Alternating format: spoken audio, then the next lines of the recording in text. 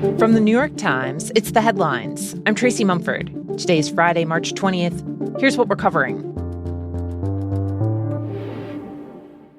Please.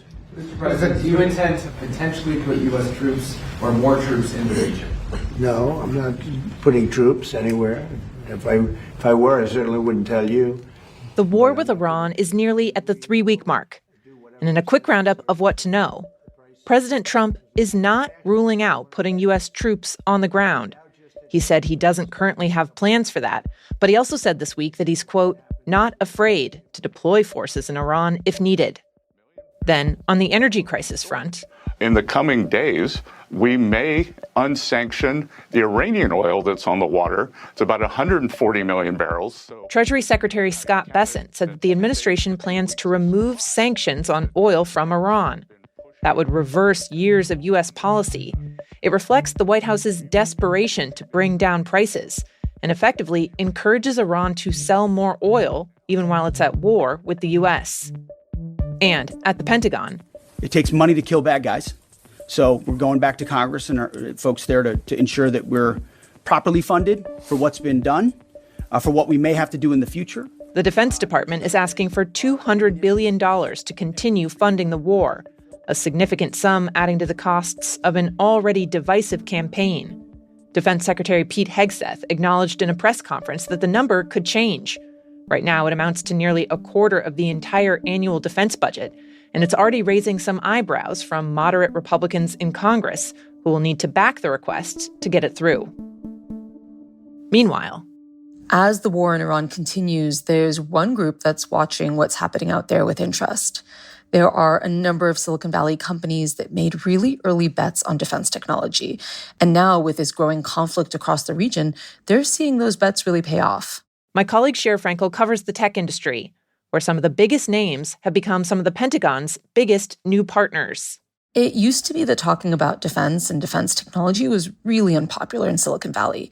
You had employees at Google who protested against their company working with the Department of Defense. They held up their motto of do no evil as an example of why their company should not be getting into the business of war.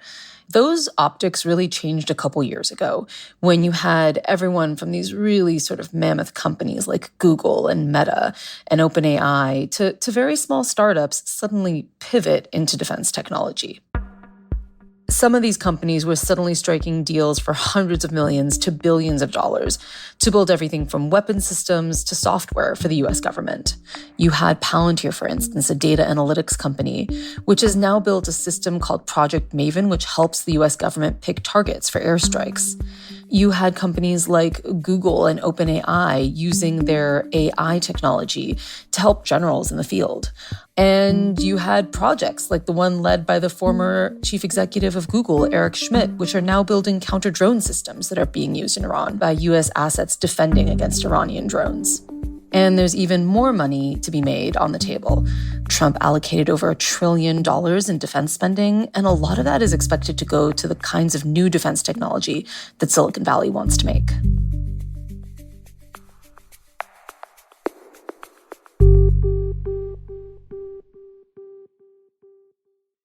In Romania, a new investigation from the Times has uncovered details about a real estate deal President Trump's family business is pursuing that has yet to be announced. Unlike other projects the Trump organization is working on in places like Bali and the Maldives, this one's in Transylvania, not a well-known glamorous tourist destination.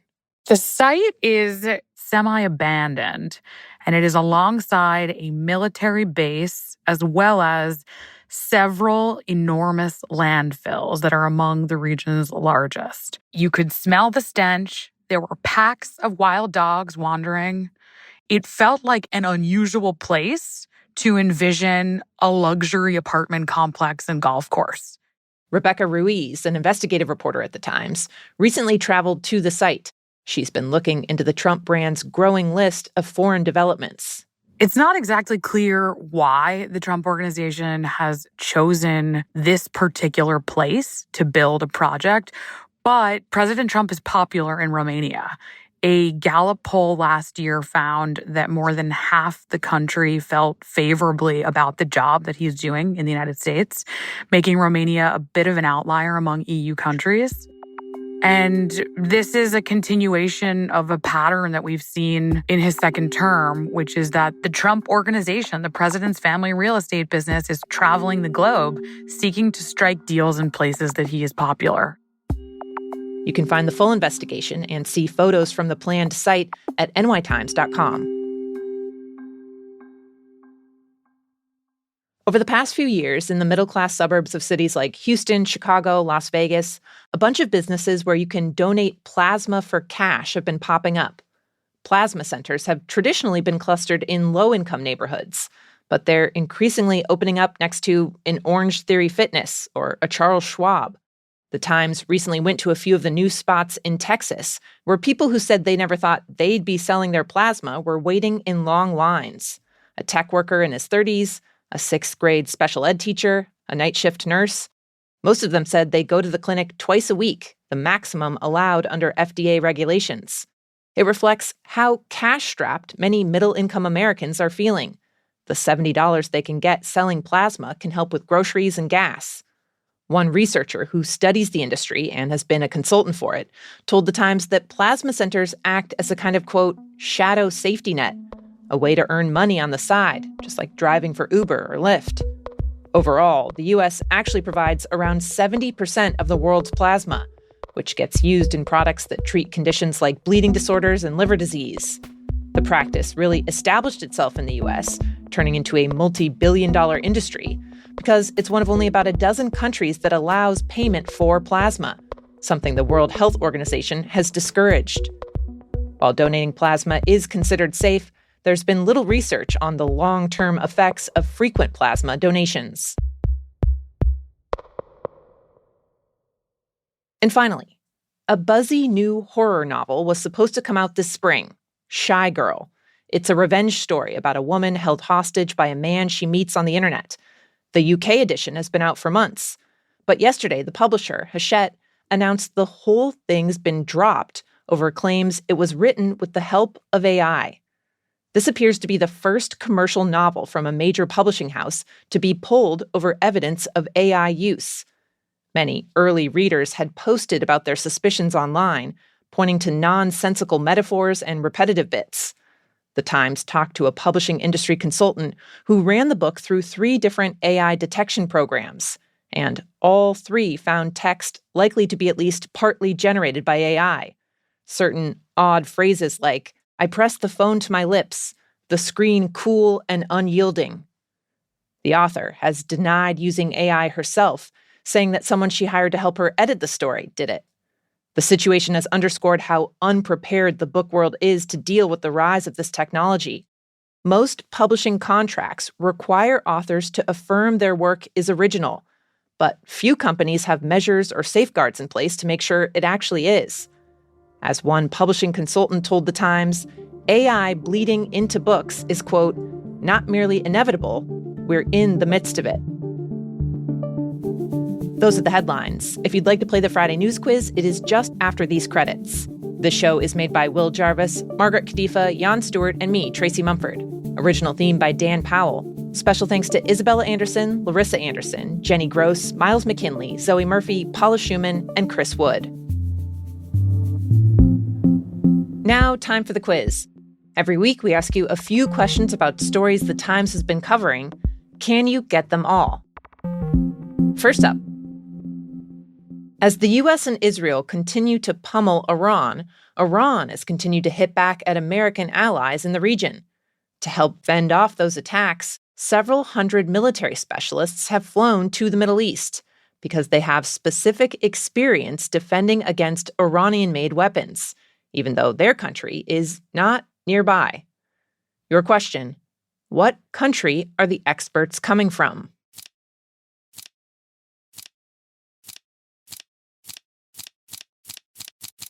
The answer? What is happening around Iran today is not a faraway war for us. Ukraine. Because of the cooperation between Russia and Iran. Its president, Volodymyr Zelensky, said this week that almost a dozen countries in the Middle East have asked for help from Ukrainians who've built up years of experience fighting off drones from Russia. Many of those drones were actually made by Russia's close ally, Iran. Next up. So you noticed the smell, but you had no idea what it was. Every day, and today it's even worse. This week, The Times has been covering how an ambitious advertising campaign in one of London's busiest transit hubs isn't going all that well. A major food brand started spritzing out a sweet aroma every few seconds in a tube station as a promotion for one of its treats. I hate it. I thought it smelled of stale urine. Yeah. Your question, what smell were they going for? Hint, it was not stale urine.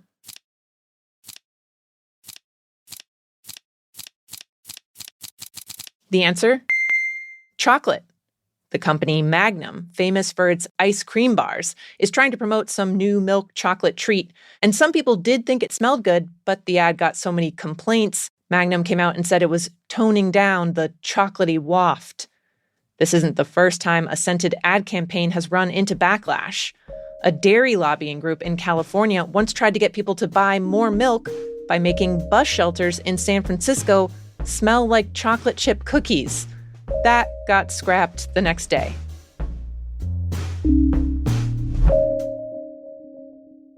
And last question. People have been noticing that in recent months, several members of the Trump administration have been photographed wearing something that doesn't seem to be fitting quite right. It happened to Secretary of State Marco Rubio, Transportation Secretary Sean Duffy, and Vice President J.D. Vance. What are they wearing that's maybe a size too big?